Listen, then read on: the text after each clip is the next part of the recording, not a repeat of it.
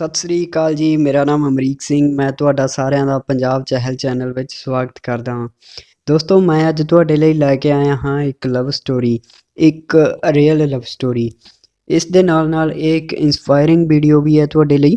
ਇਹ ਬਹੁਤ ਕਮਾਲ ਦੀ ਵੀਡੀਓ ਹੋਣ ਜਾ ਰਹੀ ਹੈ ਜੀ, ਕਿਉਂਕਿ ਇਸ ਵਿੱਚ ਇਸ ਲਵ ਸਟੋਰੀ ਦਾ ਹੀਰੋ ਕੋਈ ਆਦਮੀ ਨਹੀਂ, ਬਲਕਿ ਇਸ ਦੇ ਵਿੱਚ ਮੁੱਖ ਕਿਰਦਾਰ ਇੱਕ ਸਾਈਕਲ ਦਾ ਹੈ। ਇਸ ਦੀ ਵਜ੍ਹਾ ਕਰਕੇ ਇਹ ਲਵ ਸਟੋਰੀ ਪੂਰੀ ਹੋ ਪਾਈ। ਇਹਨਾਂ ਦਾ ਨਾਮ ਮਿਸਟਰ ਪ੍ਰਦਿਊਮ ਕੁਮਾਰ ਮਹਾਨੰਦੀਆ ਹੈ। ਇਹਨਾਂ ਦਾ ਜਨਮ ਸਾਲ 1949 ਵਿੱਚ ਉੜੀਸਾ ਦੇ ਵਿੱਚ ਇੱਕ ਦਲਿਤ ਪਰਿਵਾਰ ਵਿੱਚ ਹੋਇਆ ਸੀ। ਦੋਸਤੋ, ਜਿਵੇਂ ਆਪਾਂ ਜਾਣਦੇ ਹਾਂ ਕਿ ਭਾਰਤ ਵਿੱਚ ਜਾਤ ਪਾਤ ਦਾ ਭੇਦ ਪ੍ਰਭਾਵ ਅੱਜ ਵੀ ਖਤਮ ਨਹੀਂ ਹੋਇਆ। ਫਿਰ ਉਸ ਟਾਈਮ ਵਿੱਚ ਤਾਂ ਪ੍ਰਦਿਊਮ ਕੁਮਾਰ ਨੂੰ ਬਹੁਤ ਸਾਰੀਆਂ ਮੁਸ਼ਕਲਾਂ ਦਾ ਸਾਹਮਣਾ ਕਰਨਾ ਪਿਆ ਸੀ।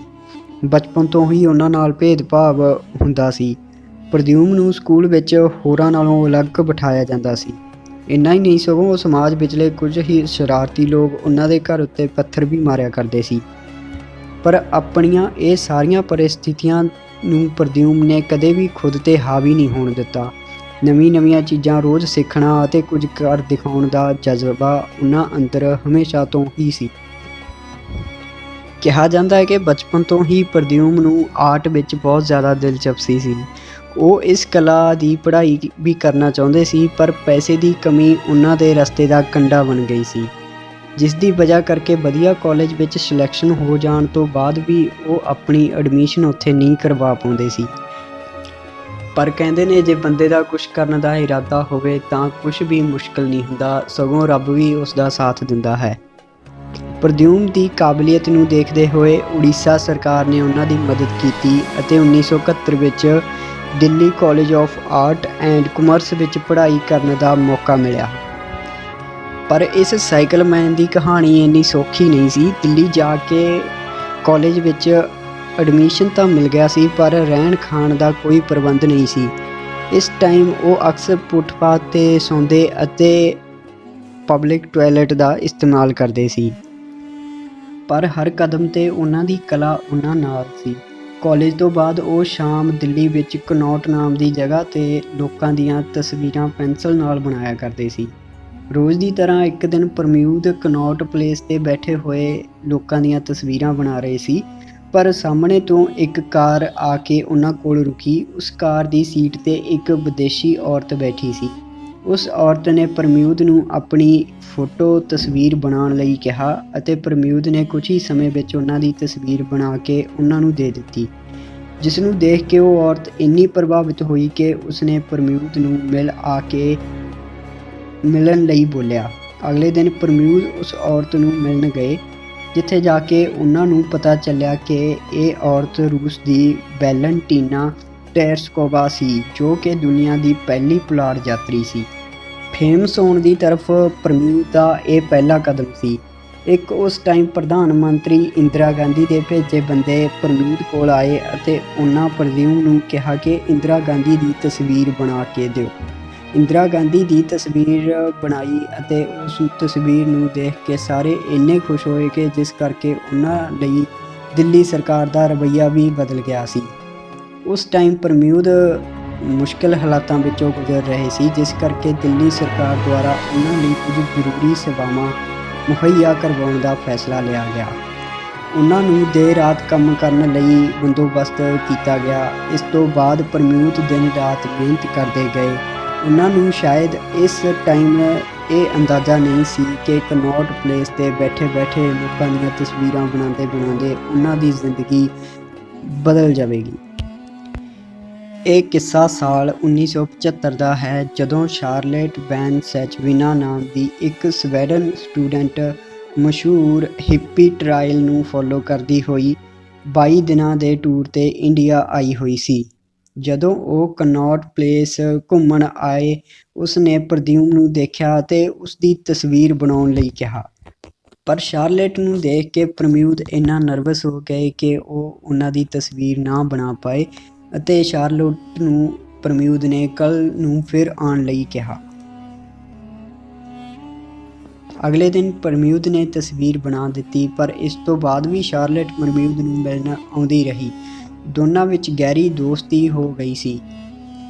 ਦੋਸਤੋ ਹਰ ਲਵ ਸਟੋਰੀ ਵਿੱਚ ਐਂਡ ਤੇ ਦੋਨਾਂ ਦਾ ਮਿਲ ਜਾਣਾ ਤੈਅ ਹੁੰਦਾ ਹੈ, ਪਰ ਪਰਮਿਊਦ ਦਾ ਕੇਸ ਥੋੜਾ ਅਲੱਗ ਸੀ। ਦਰਅਸਲ ਪਰਮਿਊਦ ਦੇ ਪਿਤਾ ਇੱਕ ਪੋਸਟਮਾਸਟਰ ਦੇ ਨਾਲ ਇੱਕ ਵਧੀਆ ਜੋਤਿਸ਼ ਵੀ ਸਨ। ਉਹਨਾਂ ਨੇ ਪਹਿਲਾਂ ਤੋਂ ਹੀ ਪਰਮਿਊਦ ਬਾਰੇ ਭਵਿੱਖਬਾਣੀ ਕੀਤੀ ਹੋਈ ਸੀ ਕਿ ਪਰਮਿਊਦ ਦਾ ਵਿਆਹ ਇੱਕ ਵਿਦੇਸ਼ੀ ਕੁੜੀ ਨਾਲ ਹੋਵੇਗਾ ਜੋ ਇੱਕ ਮਿਊਜ਼ਿਕ ਅਦਾਕਾਰ ਹੋਵੇਗੀ ਅਤੇ ਇੱਕ ਜੰਗਲ ਦੀ ਮਾਲਕਿਨ ਵੀ ਹੋਵੇਗੀ। ਹੁਣ ਹੈਰਾਨੀ ਵਾਲੀ ਗੱਲ ਇਹ ਹੈ ਕਿ ਜਦੋਂ ਇਹ ਸਭ ਪਰਮਿਊਦ ਨੇ ਸ਼ਾਰਲੇਟ ਨੂੰ ਦੱਸਿਆ ਤਾਂ ਸ਼ਾਰਲੇਟ ਨੇ ਅੱਗੋਂ ਦੱਸਿਆ ਕਿ ਇਹ ਸਭ ਕੁਝ ਸੱਚਮੁੱਚ ਹੈ। ਉਹ ਸੱਚਮੁੱਚ ਵਿੱਚ ਹੀ ਇੱਕ ਮਿਊਜ਼ਿਕ ਅਦਾਕਾਰ ਹੈ ਅਤੇ ਉਹ ਇੱਕ ਬੜੇ ਬਾਗ ਦੀ ਮਾਲਕਿਨ ਵੀ ਹੈ। ਇਸ ਤੋਂ ਬਾਅਦ ਪ੍ਰਦਿਊਮ ਨੂੰ ਯਕੀਨ ਹੋ ਗਿਆ ਕਿ ਇਹ ਉਹ ਹੀ ਕੁੜੀ ਹੈ ਜਿਸ ਨਾਲ ਉਸ ਦਾ ਵਿਆਹ ਹੋਵੇਗਾ।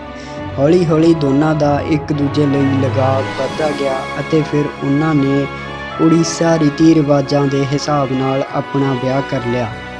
2-3 ਹਫ਼ਤਿਆਂ ਬਾਅਦ ਸ਼ਾਰਲੇਟ ਦਾ ਵੀਜ਼ਾ ਖਤਮ ਹੋ ਗਿਆ ਅਤੇ ਉਸਨੂੰ ਸਵੀਡਨ ਵਾਪਸ ਆਉਣਾ ਪਿਆ।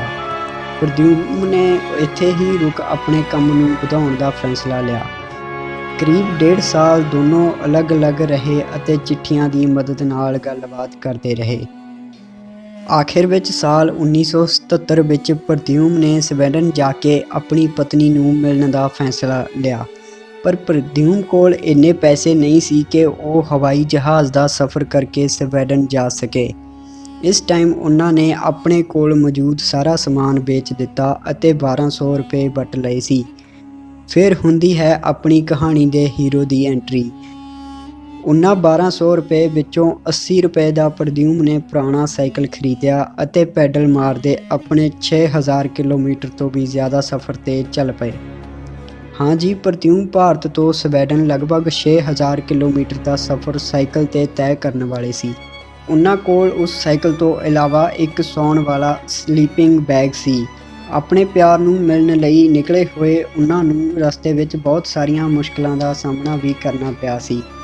ਰਸਤੇ ਵਿੱਚ ਉਹ ਲੋਕਾਂ ਦੀਆਂ ਤਸਵੀਰਾਂ ਬਣਾਉਂਦੇ ਅਤੇ ਉਸ ਦੇ ਬਦਲੇ ਉਹਨਾਂ ਤੋਂ ਖਾਣਾ ਅਤੇ ਇੱਕ ਰਾਤ ਸੌਣ ਲਈ ਉਹਨਾਂ ਦੇ ਘਰ ਵਿੱਚ ਕੁਝ ਜਗ੍ਹਾ ਦੀ ਮਦਦ ਮੰਗਿਆ ਕਰਦੇ ਸੀ।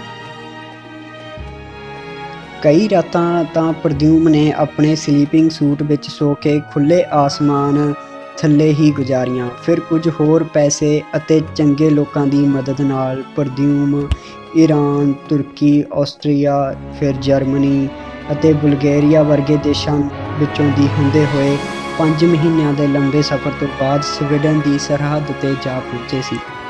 ਇੰਨੇ ਟਾਈਮ ਬਾਅਦ ਸਵੀਡਨ ਪਹੁੰਚਦਿਆਂ ਹੀ ਉਹਨਾਂ ਨੂੰ ਇੱਕ ਹੋਰ ਬਹੁਤ ਵੱਡੀ ਮੁਸ਼ਕਲ ਦਾ ਸਾਹਮਣਾ ਕਰਨਾ ਪਿਆ। ਸਵੀਡਨ ਪਹੁੰਚਦੇ ਹੀ ਉਹਨਾਂ ਕੋਲ ਵੀਜ਼ਾ ਨਾ ਹੋਣ ਕਰਕੇ ਪ੍ਰਦਿਊਮ ਨੂੰ ਬਾਰਡਰ 'ਤੇ ਹੀ ਰੋਕ ਦਿੱਤਾ ਗਿਆ। ਆਪਣੇ ਵਿਆਹ ਦਾ ਸਰਟੀਫਿਕੇਟ ਦਿਖਾਉਣ ਦੇ ਬਾਵਜੂਦ ਵੀ ਪ੍ਰਦਿਊਮ ਨੂੰ ਬ੍ਰਿਟਿਸ਼ ਅਫਸਰਾਂ ਨੇ ਅੰਦਰ ਨਹੀਂ ਜਾਣ ਦਿੱਤਾ, ਕਿਉਂਕਿ ਉਹਨਾਂ ਨੂੰ ਯਕੀਨ ਨਹੀਂ ਸੀ ਕਿ ਕੋਈ ਸਾਈਕਲ 'ਤੇ ਭਾਰਤ ਤੋਂ ਸਵੀਡਨ ਕਿਵੇਂ ਆ ਸਕਦਾ ਹੈ ਅਤੇ ਫਿਰ ਅਜਿਹੇ ਬੰਦੇ ਦਾ ਵਿਆਹ ਸਵੀਡਨ ਦੀ ਇੱਕ ਅਮੀਰ ਘਰਾਣੇ ਦੀ ਕੁੜੀ ਨਾਲ ਕਿਵੇਂ ਹੋ ਸਕਦਾ ਹੈ। ਵਿਆਹ ਦੀਆਂ ਤਸਵੀਰਾਂ ਦੇਖਣ ਤੋਂ ਬਾਅਦ ਬ੍ਰਿਟਿਸ਼ ਅਫਸਰਾਂ ਨੇ ਸ਼ਾਰਲੇਟ ਨਾਲ ਸੰਪਰਕ ਕੀਤਾ ਅਤੇ ਫਿਰ ਸ਼ਾਰਲੇਟ ਦੀ ਕਨਫਰਮੇਸ਼ਨ ਕਰਨ ਤੋਂ ਬਾਅਦ ਹੀ ਪ੍ਰਦਿਊਮ ਨੂੰ ਬ੍ਰਿਟਿਸ਼ ਸੀਮਾ ਅੰਦਰ ਆਉਣ ਦੀ ਇਜਾਜ਼ਤ ਦਿੱਤੀ ਗਈ। ਆਪਣੇ ਪਤੀ ਦੇ ਸਵੀਡਨ ਪਹੁੰਚਣ ਦੀ ਖਬਰ ਸੁਣ ਕੇ ਸ਼ਾਰਲੇਟ ਖੁਦ ਪ੍ਰਦਿਊਮ ਨੂੰ ਸਵੀਡਨ ਬਾਰਡਰ 'ਤੇ ਲੈਣ ਆਈ। ਤੁਹਾਨੂੰ ਦੱਸ ਦਈਏ ਕਿ ਸਵੀਡਨ ਪਹੁੰਚਣ ਤੱਕ ਵੀ ਪ੍ਰਦਿਊਮ ਨੂੰ ਕੋਈ ਅੰਦਾਜ਼ਾ ਨਹੀਂ ਸੀ ਕਿ ਉਸ ਦਾ ਵਿਆਹ ਸਵੀਡਨ ਦੀ ਇੱਕ ਰਾਇਲ ਘਰਾਣੇ ਨਾਲ ਤਾਲੁਕ ਰੱਖਣ ਵਾਲੀ ਕੁੜੀ ਨਾਲ ਹੋਇਆ ਹੈ। ਸ਼ਾਰਲੇਟ ਦੀ ਸੱਚਾਈ ਜਾਣ ਕੇ ਪ੍ਰਦਿਊਮ ਦੇ ਮਨ ਵਿੱਚ ਕਈ ਸਾਰੇ ਸਵਾਲ ਖੜੇ ਹੋ ਰਹੇ ਸੀ, ਪਰ ਪਤਨੀ ਨਾਲ ਮੁਲਾਕਾਤ ਤੋਂ ਬਾਅਦ ਸਭ ਠੀਕ ਹੋ ਗਿਆ ਸੀ। ਫਿਰ ਸਾਲ 1979 ਵਿੱਚ ਦੋਨਾਂ ਨੇ ਬ੍ਰਿਟਿਸ਼ ਕਾਨੂੰਨ ਮੁਤਾਬਕ ਦੁਬਾਰਾ ਵਿਆਹ ਕਰਵਾ ਲਿਆ। ਹਾਲਾਂਕਿ ਪ੍ਰਦਿਊਮ ਲਈ ਬ੍ਰਿਟਿਸ਼ ਕਲਚਰ ਅਤੇ ਲਾਈਫ ਸਟਾਈਲ ਬਿਲਕੁਲ ਅਲੱਗ ਸੀ, ਪਰ ਸ਼ਾਰਲੇਟ ਨੇ ਇਸ ਵਿੱਚ ਢਲ ਜਾਣ ਲਈ ਪ੍ਰਦਿਊਮ ਦੀ ਪੂਰੀ ਸਹਾਇਤਾ ਕੀਤੀ। ਦੋਸਤੋ, ਤੁਹਾਨੂੰ ਦੱਸ ਦਈਏ ਕਿ ਅੱਜ ਇਹਨਾਂ ਦੇ ਵਿਆਹ ਨੂੰ 40 ਸਾਲ ਤੋਂ ਵੀ ਜ਼ਿਆਦਾ ਦਾ ਟਾਈਮ ਹੋ ਗਿਆ ਹੈ। ਇਹਨਾਂ ਦੇ 2 ਬੱਚੇ ਵੀ ਹਨ। ਹੁਣ ਪ੍ਰਦਿਊਮ ਸਵੀਡਨ ਦੇ ਨਾਗਰਿਕ ਹਨ ਅਤੇ ਉੱਥੇ ਸਵੀਡਨ ਸਰਕਾਰ ਦੇ ਕਲਾਵਰ ਸੰਸਕ੍ਰਿਤੀ ਵਿਭਾਗ ਦੇ ਸਲਾਹਕਾਰ ਵਜੋਂ ਕੰਮ ਕਰਦੇ ਹਨ। ਦੁਨੀਆ ਭਰ ਵਿੱਚ ਉਹਨਾਂ ਦੀ ਪੇਂਟਿੰਗ ਦੀ ਪ੍ਰਦਰਸ਼ਨੀ ਅਕਸਰ ਲੱਗਦੀ ਰਹਿੰਦੀ ਹੈ। ਦੋਨੋਂ ਪਤੀ ਪਤਨੀ ਉੜੀਸਾ ਆਉਂਦੇ ਜਾਂਦੇ ਰਹਿੰਦੇ ਹਨ ਅਤੇ ਆਪਣੇ ਪਿੰਡ ਵਾਲਿਆਂ ਲੋਕਾਂ ਨਾਲ ਮਿਲਦੇ ਜੁਲਦੇ ਰਹਿੰਦੇ ਹਨ। 4 ਜਨਵਰੀ 2012 ਨੂੰ ਉੜੀਸਾ ਦੇ ਭੁਵਨੇਸ਼ਵਰ ਵਿੱਚ ਉਤਕਲ ਯੂਨੀਵਰਸਿਟੀ ਆਫ ਕਲਚਰ ਦੁਆਰਾ ਉਹਨਾਂ ਨੂੰ ਡਾਕਟਰ ਦੀ ਡਿਗਰੀ ਨਾਲ ਵੀ ਸਨਮਾਨਿਤ ਕੀਤਾ ਗਿਆ। ਇਸ ਤੋਂ ਇਲਾਵਾ ਉਹਨਾਂ ਨੂੰ ਉੜੀਸਾ ਸਰਕਾਰ ਦੁਆਰਾ ਸਵੀਡਨ ਵਿੱਚ ਓਡੀਆ ਕਲਚਰ ਐਂਬੈਸਡਰ ਦੇ ਰੂਪ ਵਜੋਂ ਵੀ ਚੁਣਿਆ ਗਿਆ ਸੀ। ਇਹ ਕਹਾਣੀ ਇੰਨੀ ਖਾਸ ਹੈ ਕਿ ਇਸ 'ਤੇ ਕਿਤਾਬ ਤਾਂ ਪਹਿਲਾਂ ਤੋਂ ਹੀ ਲਿਖੀ ਜਾ ਚੁੱਕੀ ਹੈ। ਹੁਣ ਇਸ 'ਤੇ ਕਈ ਫਿਲਮ ਡਾਇਰੈਕਟਰ ਫਿਲਮ ਬਣਾਉਣ ਦੀ ਪਲੈਨਿੰਗ ਵੀ ਕਰ ਰਹੇ ਹਨ। ਇਸ ਕਹਾਣੀ ਨੂੰ ਤਸੱਲੀ ਨਾਲ ਜਾਣਨ ਲਈ ਤੁਸੀਂ the amazing story of a man who cycle from India to Europe for love ਨਾਮ ਦੀ ਕਿਤਾਬ ਪੜ੍ਹ ਸਕਦੇ ਹੋ। ਦੋਸਤੋ, ਜੇਕਰ ਇਹ ਸਟੋਰੀ ਤੁਹਾਨੂੰ ਵਧੀਆ ਲੱਗੀ ਤਾਂ ਵੀਡੀਓ ਨੂੰ ਲਾਈਕ ਜ਼ਰੂਰ ਕਰ ਦਿਓ ਅਤੇ ਵੱਧ ਤੋਂ ਵੱਧ ਸ਼ੇਅਰ ਕਰਿਓ ਅਤੇ ਹੋਰ ਇੱਦਾਂ ਦੀਆਂ ਜਾਣਕਾਰੀਆਂ ਲਈ ਆਪਣਾ ਚੈਨਲ ਜ਼ਰੂਰ ਸਬਸਕ੍ਰਾਈਬ ਕਰ ਲਿਓ ਜੀ। ਧੰਨਵਾਦ।